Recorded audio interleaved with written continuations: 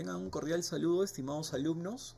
Como lo había prometido, vamos a realizar una pequeña reseña, muy breve por cierto, de la sesión número 1 y número 2 de su curso Derecho Constitucional Comparado, atendiendo a algunas dificultades técnicas, algunos inconvenientes que hemos podido apreciar de la plataforma virtual, que de por cierto ya podremos apreciarla en adelante con el código 04T41 que todos ustedes van a tener a plena disposición. En dicha plataforma, en el módulo que corresponde, van a encontrar todas las diapositivas ya colgadas para que ustedes puedan anticiparse debidamente a la ejecución de nuestro curso y así no exista ninguna dificultad respecto de sus demás compañeros para poder estar al día, a la par, ¿no? Y justamente buscando ello es que he tomado por conveniente realizar un pequeño repaso de la sesión número 1 y sesión número 2, ¿no? Para que todos los compañeros puedan tener esa posibilidad de estar al día, ¿no? En los conocimientos. Pero a partir de la sesión número 3 ya todos tenemos la obligación de tener que estar al día, ¿no? En los conocimientos que correspondan a nuestra materia. Como ustedes ya lo saben, la plataforma mediante la cual vamos a ejecutar nuestras actividades es la que tenemos en nuestra universidad, que ya está siendo prácticamente regularizada, no va a haber ningún inconveniente de aquí en adelante y vamos a poder realizar bien nuestras actividades académicas.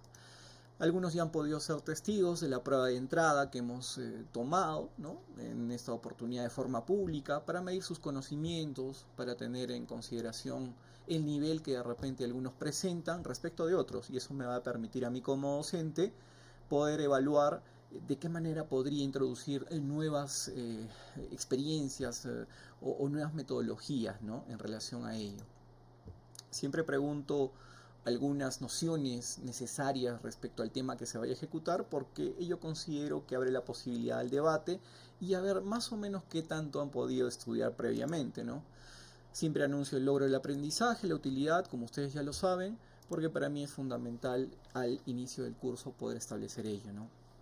Pues bien, ya respecto a la reseña de la sesión número 1 y a continuación de la número 2, hemos visto lo relacionado al concepto del derecho constitucional comparado, el cual es una rama del derecho constitucional en general, que tiene como objeto el estudio comparado del régimen constitucional, ¿no? Del texto de las constituciones de diferentes países, intentando buscar elementos comunes o dispares entre ellos. Definitivamente nosotros no podemos establecer que Perú ha sido un país que tiene una historia netamente independiente, autónoma, que no se ha visto influenciado por nadie o por ninguna otra experiencia, vamos a ponerlo así, porque realmente venimos de toda una historia colonial, evidentemente por España, ¿no? Hemos logrado nuestra independencia prácticamente de ellos. Entonces siempre nos hemos visto influenciados por ello, ¿no? Y no solamente esto, sino también acontecimientos de nivel mundial, como puede haber sido la Revolución Francesa, la independencia de los propios Estados Unidos de Norteamérica, ¿no? Del régimen británico, ¿no? También. Ahora, desde el punto de vista de la naturaleza del derecho constitucional comparado, hay que referirse al debate sobre si este derecho constitucional comparado es de carácter autónomo o dependiente del derecho comparado en general, ¿no? Y nos referimos obviamente al derecho constitucional comparado, sobre si este debe considerarse un método auxiliar o una ciencia independiente. Pues se trata del principal debate que ha acompañado a esta disciplina desde su origen y constituye uno de los elementos de discusión sobre los que aún existe no una posición netamente cerrada, ¿no? Como ustedes ya saben, en el derecho no hay nada escrito.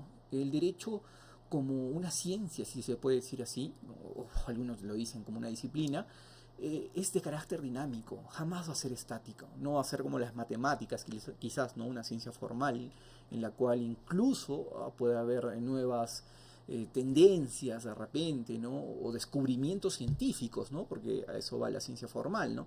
En este caso, al ser una ciencia social, el derecho nunca va a ser estática, ¿no? Siempre va a tener esa tendencia a moverse, a cambiar, a evolucionar de repente en el tiempo, ¿no? Entonces hay una posición que indica de que es un método auxiliar del derecho comparado en general y otros dicen no, el derecho constitucional comparado es una disciplina independiente, ¿no? A ver, de una parte hay quienes consideran que el derecho comparado es esencialmente un método de investigación. ¿Por qué? Porque dicen desempeña una labor auxiliar en diversas disciplinas científicas, pero no posee una entidad propia, ¿no? Sino que sirve al objetivo de la disciplina a la que auxilia, ¿no? de tal modo que los resultados se obtienen del análisis comparado, en los que se suman argumentos que aportan a dicha disciplina, ¿no?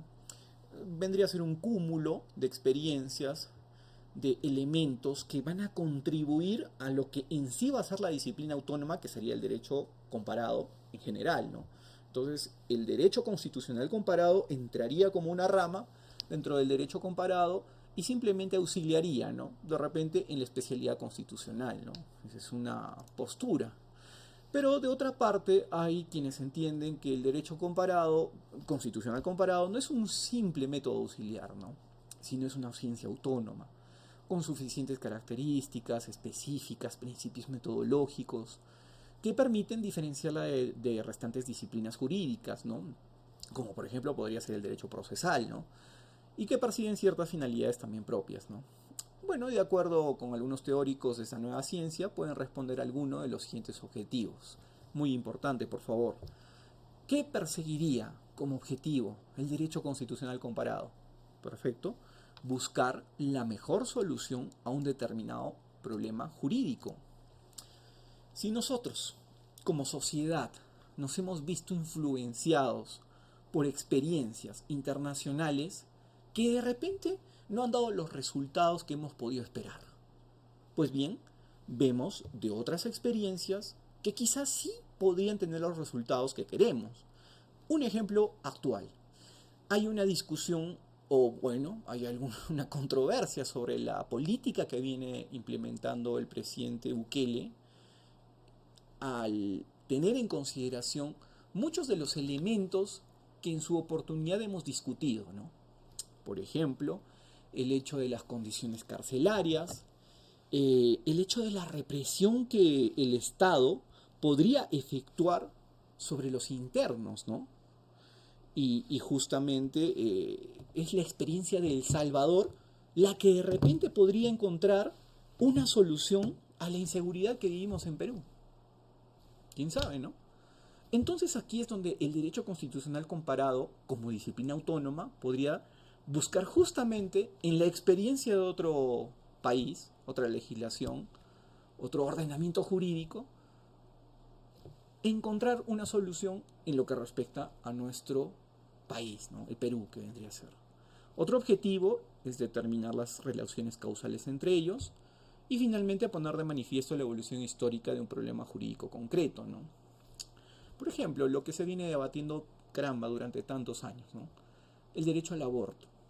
¿Cómo va cambiando esta posición, ¿no? Si en algún momento de repente se consideraba un delito de gravedad, hoy en día el aborto, si se puede decir así, tiene una prognosis de pena que no supera el estándar que de repente lo podría hacer, no sé, un delito de violación contra la libertad sexual, sicariato, extorsión, qué sé yo, ¿no?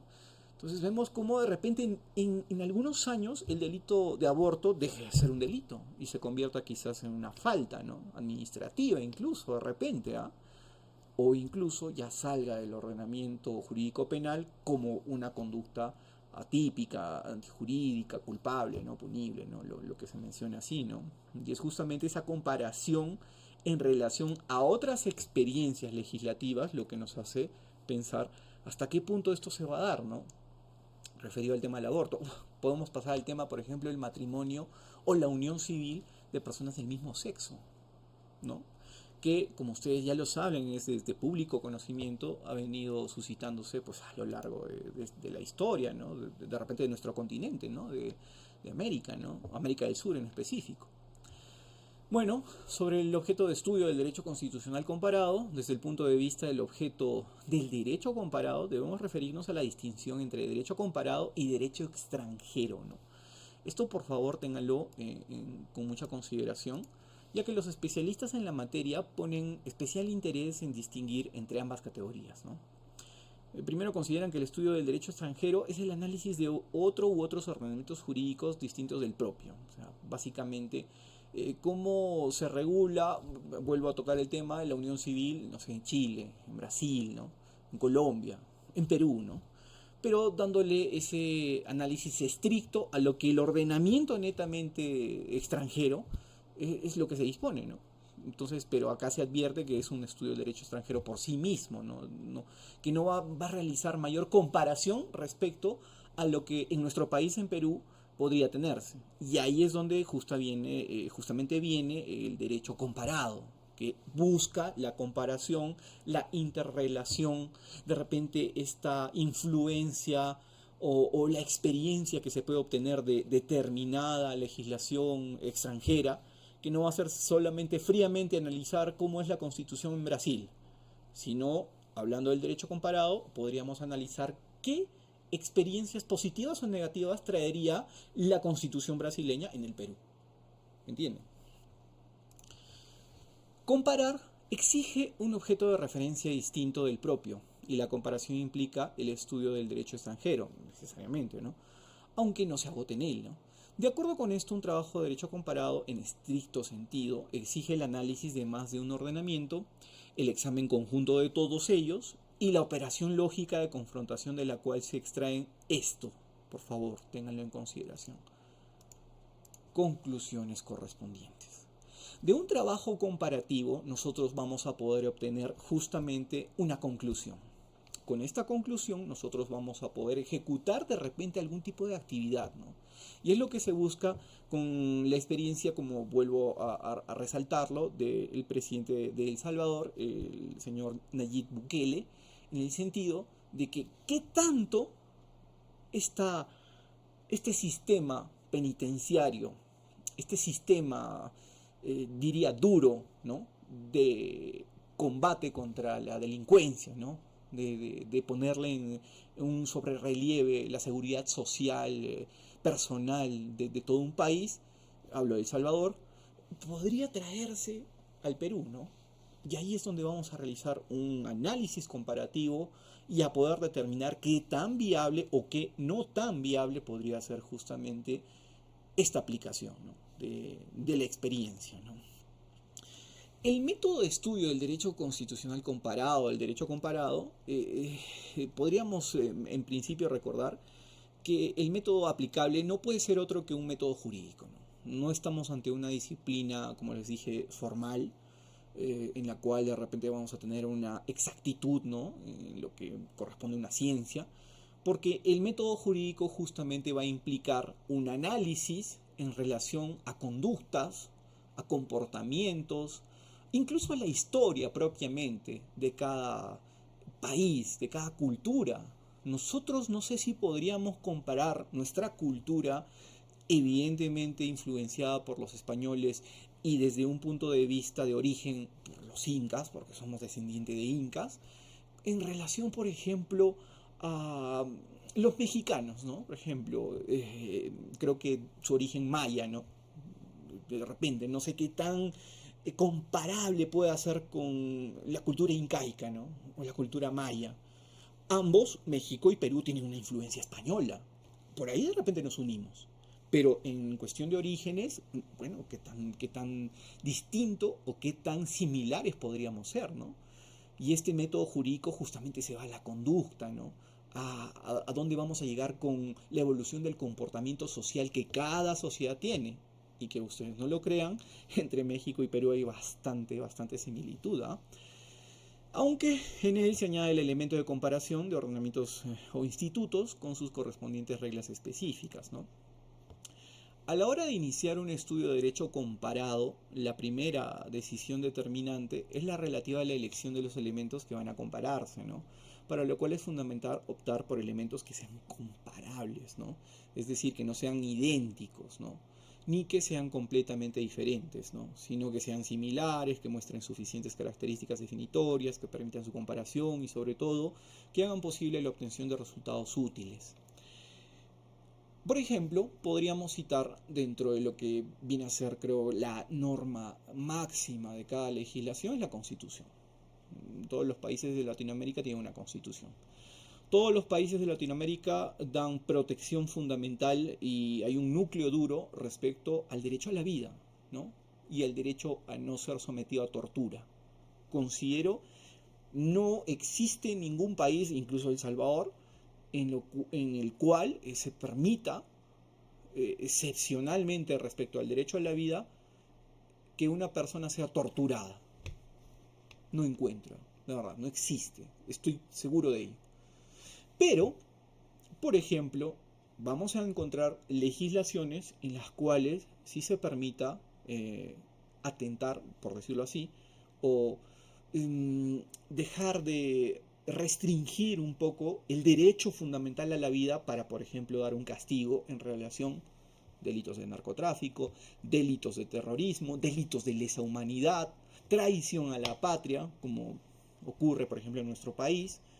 Entonces ahí vamos a encontrar que ya el elemento del derecho a la vida no es idéntico en distintos países, ¿verdad?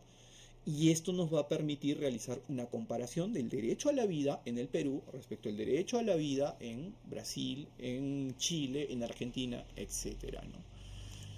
Y así pues el elemento objeto de comparación se determina en la forma de trabajo que va a tener el derecho constitucional comparado. A ello responde la distinción clásica entre lo que es la macrocomparación, que pretende un análisis general, ojo, hay que resaltar esa palabra, de las características de un determinado número de ordenamientos, y de lo que podríamos considerar como la microcomparación, que lo que pretende es examinar el régimen de una institución jurídica concreta en diversos ordenamientos, así como el sometimiento de cada una de estas formas de comparación a diferentes reglas metodológicas, ¿no? No podemos realizar un trabajo macro en el sentido de obtener conclusiones respecto a todo un bloque de constitucionalidad o de convencionalidad. Al referirme a convencionalidad me refiero al derecho internacional esencialmente.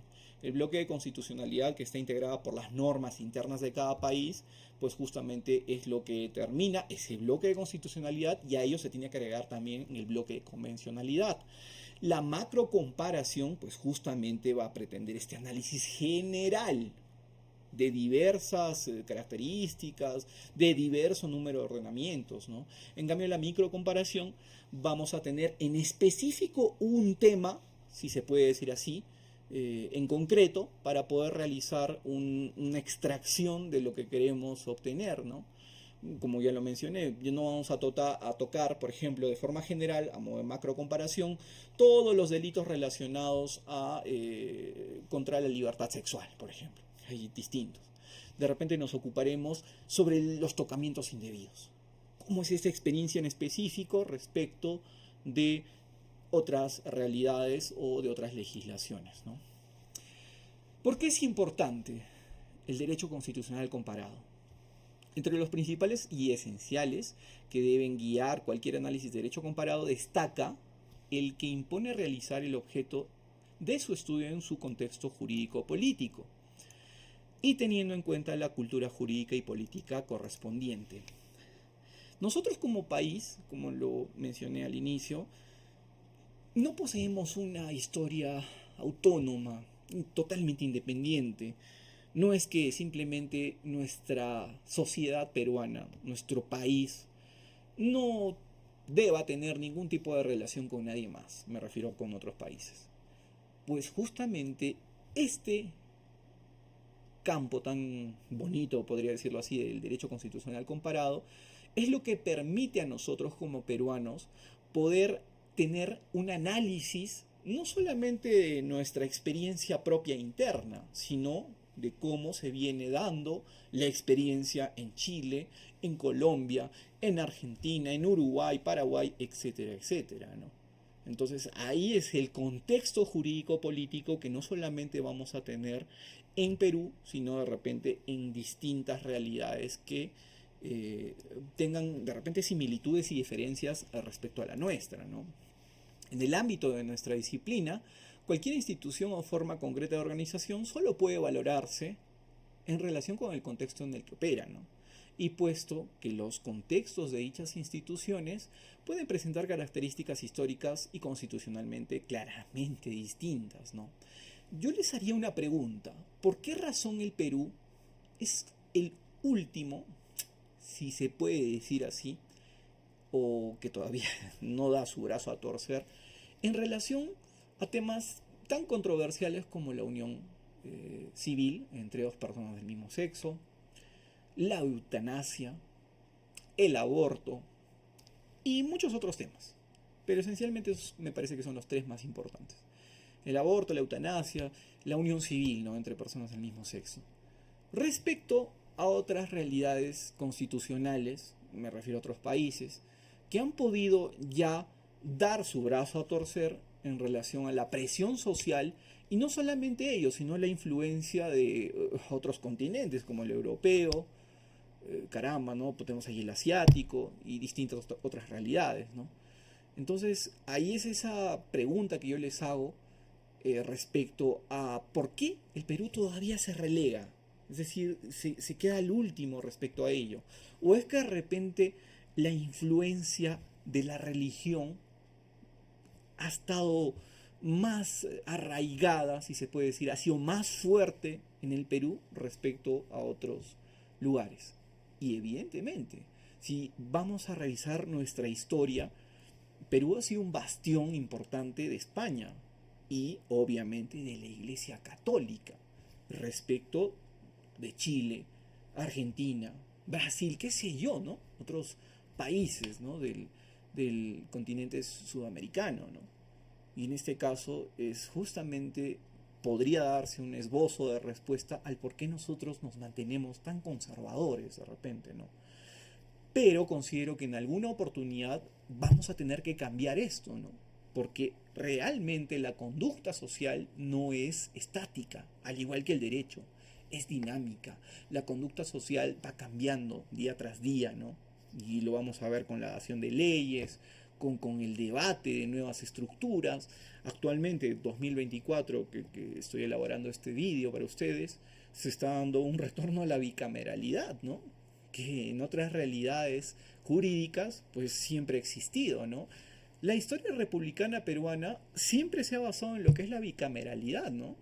Justamente con el autogolpe, ¿no?, en 1993 del expresidente Alberto Fujimori es donde se da pues esa vuelta a la página, si se puede decir así, y entramos en un modelo unicameral en el cual, bueno, se da pues la reforma constitucional y todo lo que ya conocemos.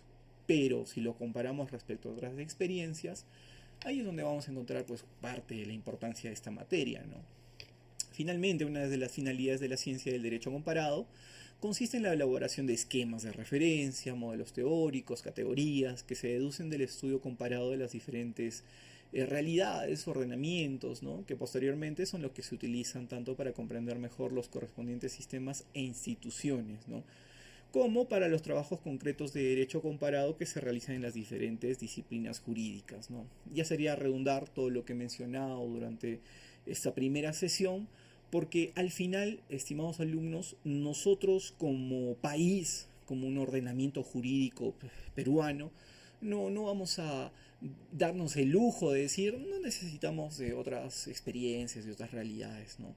Siempre considero que es importante esquematizar de qué manera el bloque sudamericano ha podido tener esa intención de salir del subdesarrollo, no solamente económico, por favor, sino social, jurídico, ¿no?, cultural, ¿no? Entonces aquí es donde realmente se pone sobre la mesa la importancia de poder tener esta materia muy presente, al igual que distintas disciplinas, ¿no?, del derecho, como puede ser el derecho civil, penal, constitucional, a secas, ¿no?, obviamente. El derecho procesal como una materia más ya técnica, ¿no? Pero esta es la importancia del derecho constitucional. Siempre dejo algunos espacios para sus conclusiones, para saber si el aprendizaje ha sido el que ustedes realmente espero puedan obtener. Dejo bibliografía para consultar siempre y realizamos ejecuciones de trabajos en clase. Pasamos rápidamente a la sesión número 2, que ya me parece la gran mayoría de ustedes pudo asistir a nuestras clases, ¿no? Ya de la semana pasada, me refiero a la primera semana de marzo del año 2024, y pudo tener en consideración ya estos conocimientos, ¿no?, ya perfilándonos a lo que vamos a ejecutar como actividades académicas. Aunque no lo crean, se pasa rápido el tiempo. Vamos a tener nuestra primera evaluación parcial en la semana número 8, en la sesión número 8, y ustedes van a tener este material ya a su disposición, como les digo, ¿no? Ya Prácticamente ustedes tienen toda la posibilidad de un repaso. Sobre esto, obviamente, yo dejo adicionalmente material complementario, lecturas, artículos, que considero importante que ustedes como alumnos leen una revisión y enriquezcan esos conocimientos que se hace tan necesario para ustedes como alumnos tener el día de hoy. Estimados alumnos, esta es una carrera muy competitiva, realmente. Algunos dirían, caramba, hay abogados de sobra. Sí, puede que sí. Pero abogados buenos, que dominen, que tengan un conocimiento amplio, un bagaje jurídico, pues, que los distinga, ahí es donde vamos a ver, pues, ¿no? la importancia de esto, ¿no? Por ello que les recomiendo enriquezcan sus conocimientos, ¿no? La lectura en esta profesión es importante. Así que ustedes, si no les gusta leer, caramba, habría que preguntarse, ¿no? Si realmente me gusta el derecho, porque implica leer, investigar. Ya no hablamos de una lectura fría, sino una lectura investigativa, que concluya, que compare, ¿no? Que pueda obtener una conclusión, ¿no? Y que pueda principalmente aportar a la sociedad, a ustedes mismos, ¿no?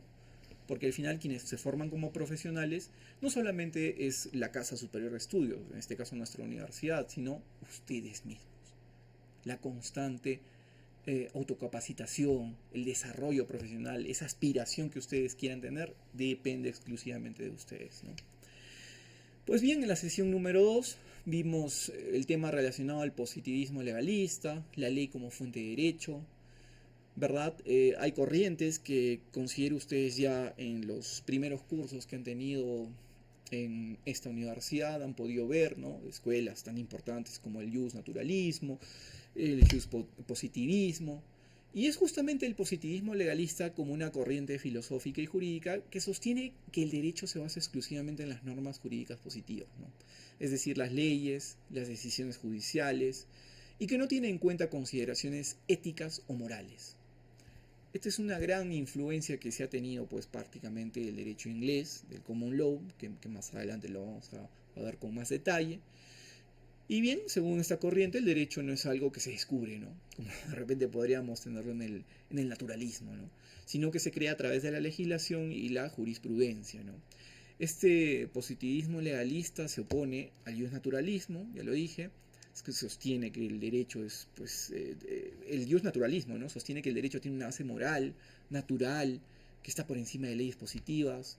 Dios Todopoderoso al final es quien establece cuándo quitarle la vida a alguien, y creo que no sería aceptable dentro del naturalismo el aborto, ¿no? Por ejemplo.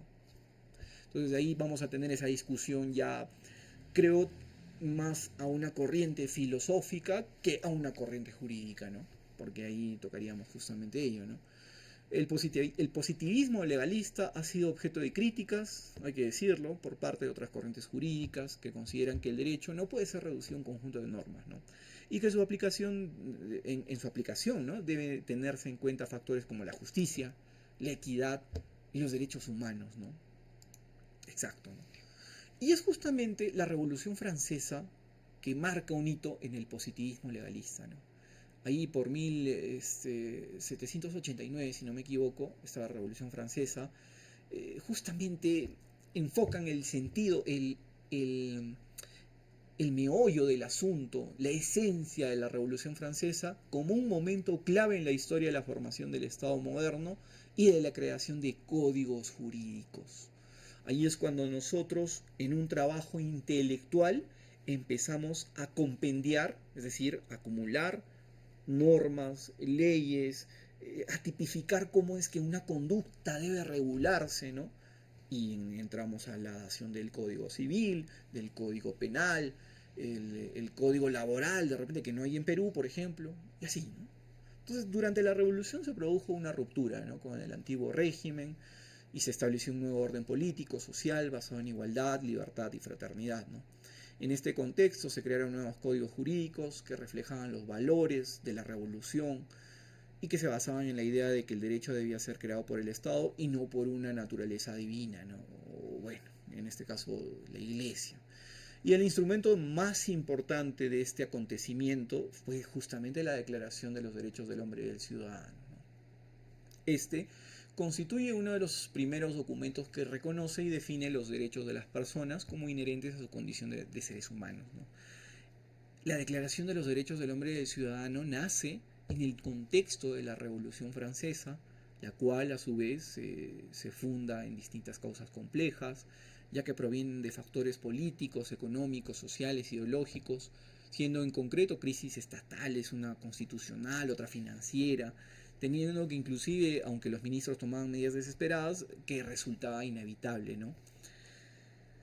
Considero de que llega un momento en la historia de la humanidad, vamos a ponerlo así de forma muy general, en la cual hay una sociedad que dice basta, ¿no? Basta de tanta represión, de tanto autoritarismo, de la dictadura en sí, de la monarquía francesa, que prácticamente trataba al ser humano, y disculpen si soy peyorativo en esto, pero lo trataba como basura, trataba al ser humano como una basura, simplemente era una esclavitud del hombre por el hombre, no se había avanzado absolutamente nada en el respeto de los derechos esenciales, incluso basados en el naturalismo, ojo, porque al final el monarca era quien decidía y deshacía prácticamente, ¿no? Incluso sobre la vida de las personas, ¿no? Entonces hasta ese punto ya la sociedad francesa entra en un quiebre y ya harta, hastiada de justamente toda esta negatividad, si se puede decir así, para no ser tan crudo en mis palabras, toma la decisión de la revolución, ¿no? de enfrentarse justamente a este poder y marcar un nuevo inicio en su historia, ¿no?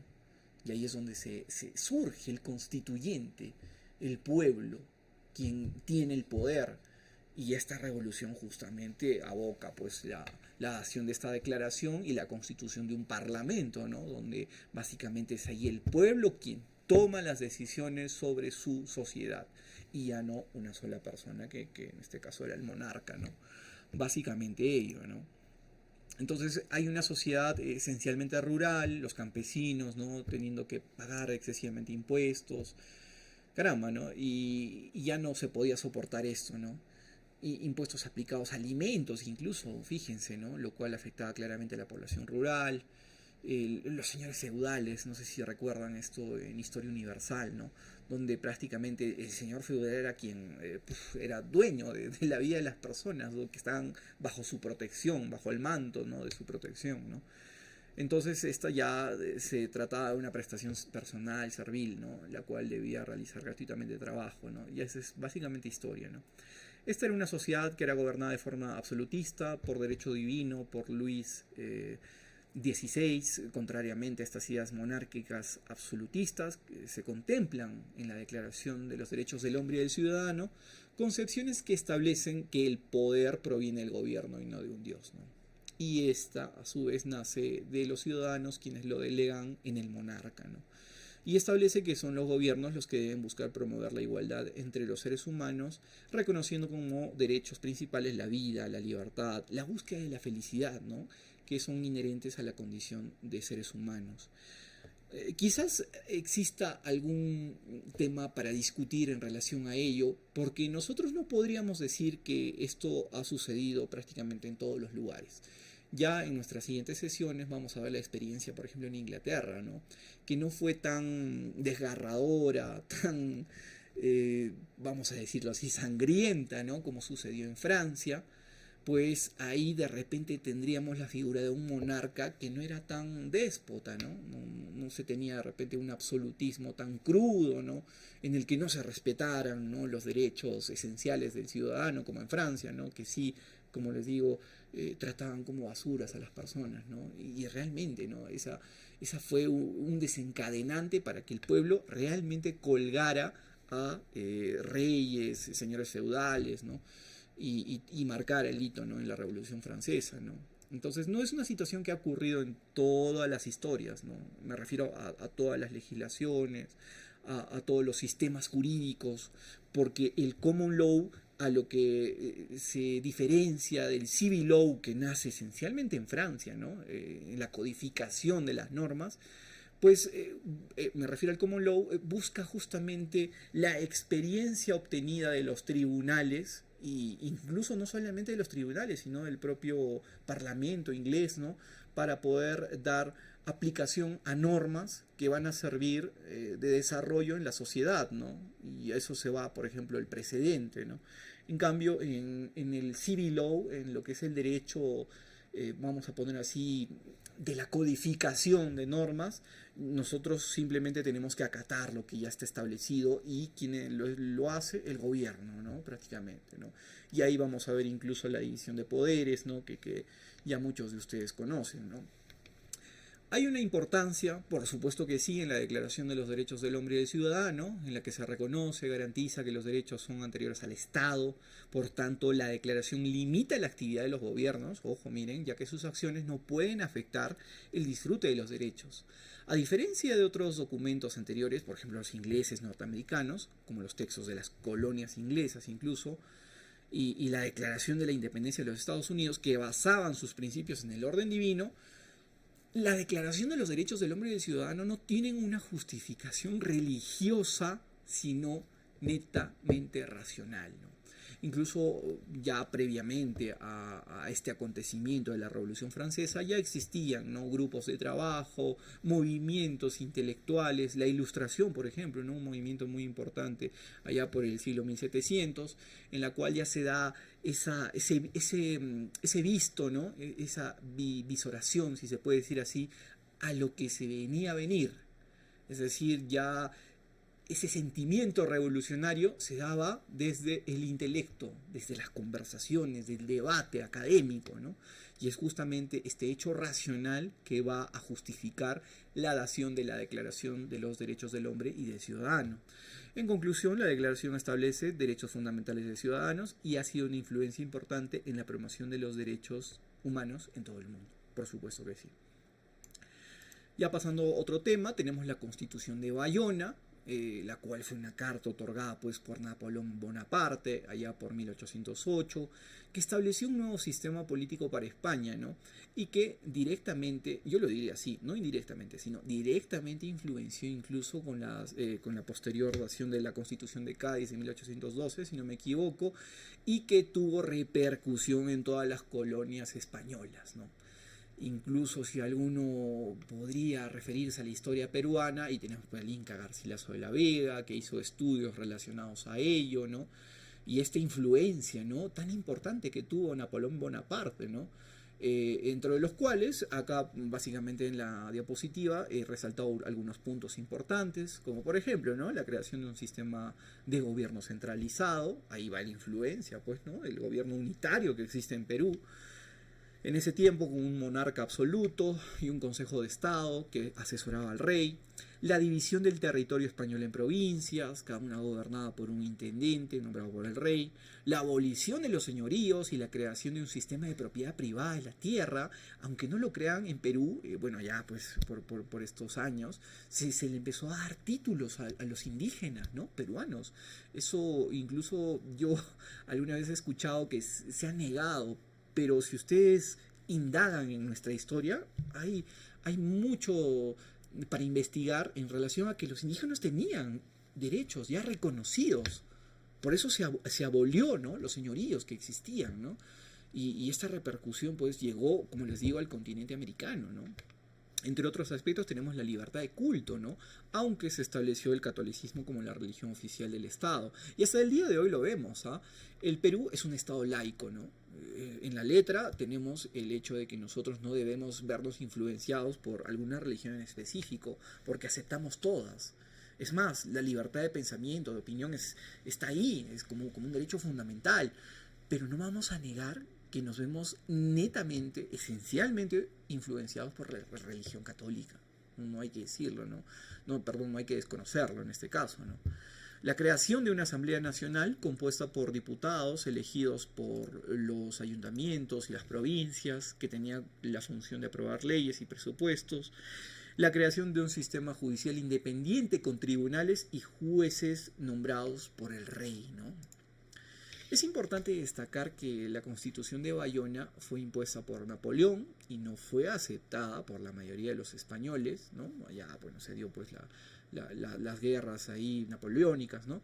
Lo que llevó justamente a la guerra de independencia y a la posterior restauración del sistema político español, anterior justamente a esta influencia, ¿no? Breve contexto histórico del que se crea la Constitución de Bayona, dado que la razón era de que Francia y Reino Unido estaban enfrentados en guerra por la hegemonía de Europa. Los monarcas españoles se inclinan por apoyar a Francia justamente y permiten a Napoleón pasar con sus tropas por Portugal, ¿no? Siento que esta región apoyaba a Reino Unido. Con esto presente se da el motín de Aranjuez, el cual fue causado por Fernando VII, buscando la corona de su padre Carlos IV, logrando el cometido, ¿no? Tras ello, Napoleón convocó a Fernando y a Carlos a Bayona, donde se les obligaría a ambos monarcas a abdicar, dando lugar a lo que conocemos como las abdicaciones de Bayona, donde pasa a ser rey José I, hermano de Napoleón. Pero el 2 de mayo tuvo lugar un levantamiento que protestaba por el nuevo rey y la conquista francesa, siendo rápidamente detenida por las tropas francesas. Esta indignación causada hizo que se iniciaran levantamientos por toda España, iniciando la Guerra de la Independencia Española.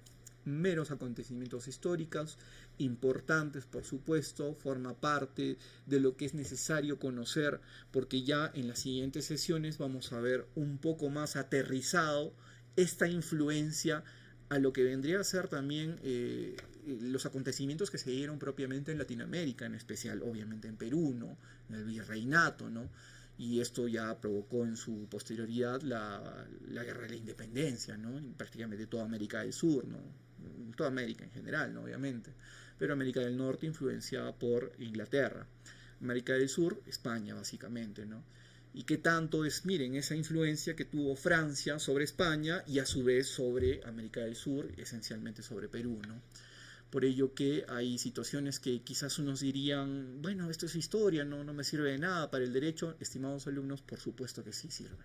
Hace poco el Tribunal Constitucional peruano hizo una conferencia, un conversatorio muy interesante sobre la declaración, ¿no? de la Constitución de Cádiz de allá en 1812 y la influencia que ha tenido en nuestra historia republicana, por supuesto, claro que sí, ¿no?